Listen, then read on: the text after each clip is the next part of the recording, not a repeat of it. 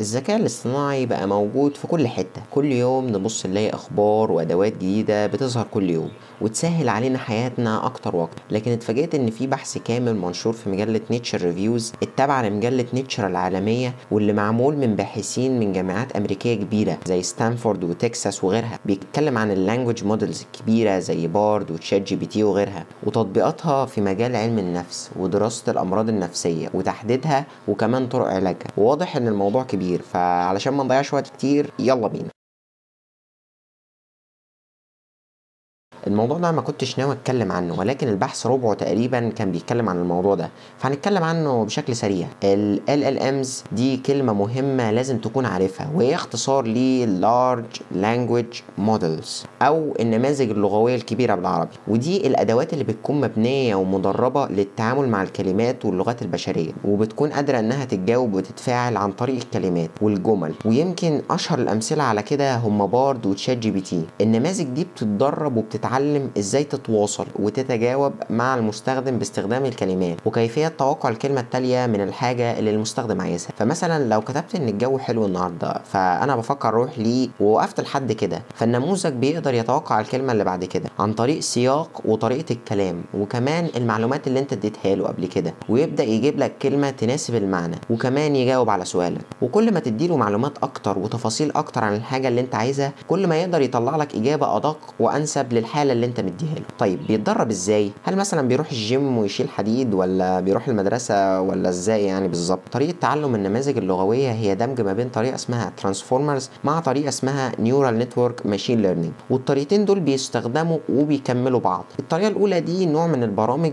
اللي بيقدر يفهم ويتوقع سياق الكلام وايه اللي ممكن يكون المستخدم محتاجه من الامر اللي كاتبه. تقدر تقول عليها ان ده المسؤول عن فهم اللي المستخدم كتبه وعايزه، ودي بتستخدم في مجالات كتير زي ترجمة الكلام وتصنيفه. الطريقة التانية هي طريقة لتعليم البرنامج نفسه زي برنامج ترانسفورمرز اللي احنا لسه قايلين عليه من شوية. بتشتغل بالظبط زي ما الخلايا العصبية اللي بتخزن الذكريات والمعلومات عند الإنسان، فتربط المعلومات والبيانات اللي موجودة ببعضها وتقدر تطلع منها استنتاجات وآراء. ودي بنشوفها كتير في مواقع التواصل الاجتماعي عن طريق إنها بتربط اهتماماتك الخاصة بالبوستات اللي بتتفاعل معاها وتقف عندها، فتبدأ تظهر لك أكتر من المحتوى المرتبط باهتماماتك. وال LLMs دي بتتعلم بالطريقتين دول، يعني تقدر تقول ان هما بيكملوا بعض وكل طريقة بتحل مشاكل الطريقة التانية. واهم حاجة اللي اغلب الناس بتعتبرها مؤشر على قوة ودقة النموذج عن غيره هي كم البيانات والمعلومات اللي اتدرب عليها. فهتلاقي كل ما حجم البيانات اللي النموذج اتدرب عليه اكبر، كل ما كان النموذج احسن. بكده نكون اخدنا لمحة سريعة عن ازاي النماذج دي بتشتغل، فاظن كده يعني كفاية علينا.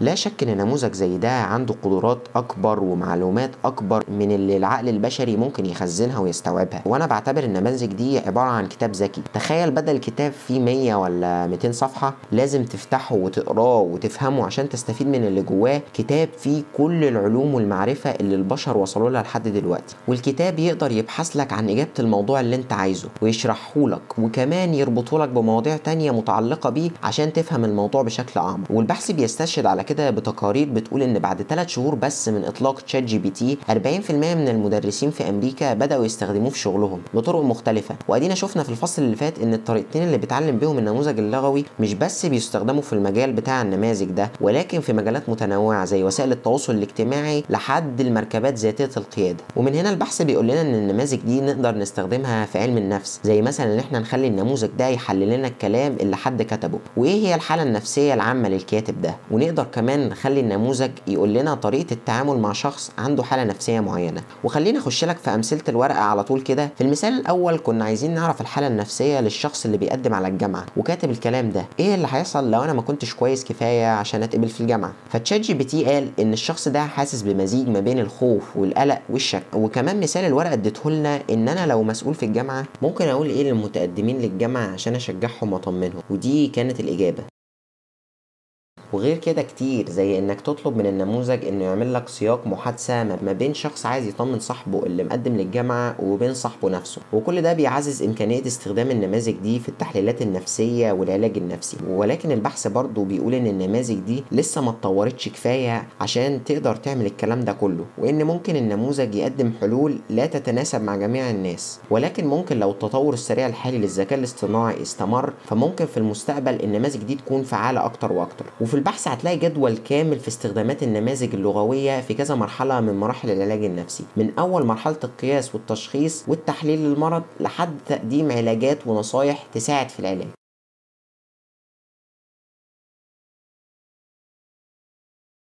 الدراسة بتقول إن النماذج الحالية مش مصممة بشكل مناسب عشان نقدر نستفيد منها بقوة في مجال علم النفس، والبحث مش بيقول لنا إننا المفروض نصمم نماذج جديدة من الصفر عشان نستخدمها في علم النفس، لا، هو بيقترح التعديل وتقوية النماذج الموجودة حاليا عشان تكون فعالة أكتر، وبيقترح طريقتين عشان نعمل كده. أول طريقة هي طريقة الفاين تيونينج أو الضبط الدقيق، وما تركزش في المصطلحات العربي، ودي طريقة بتخلي النموذج ماهر وأقوى في مجال معين بتدريبات معينة، وفي حالتنا دي مجال الطب النفسي، كأنك بتديله دكتوراه. الطريقة التانية هي البرومبت تيونينج، ودي عبارة عن معايير وإرشادات أنت بتديها للنموذج وبتخليه يلتزم بيها ويتعامل من خلالها، وبيديك إجابات بشرط إن هي لازم تتوافق مع المعايير اللي أنت اديتها له قبل كده، كأنها بالظبط لائحة إرشادات للنموذج. وباستخدام الطريقتين دول نقدر نعمل نسخ معدلة ومحسنة من النموذج بحيث إن يدينا معلومات تفصيلية أكتر في مجال معين، وده بيبان كتير في النسخ المختلفة اللي مبنية على تشات جي بي تي ومتخصصة أكتر في مجال معين، زي البلاجنز اللي موجودة في تشات جي بي تي 4 لو انت يعني معاك فلوس. وحاليا الطريقتين دول بيستخدموا من المبرمجين بتوع النماذج اللغوية لضمان عدم تحيز النموذج لفئة معينة أو طرف معين عن غيره.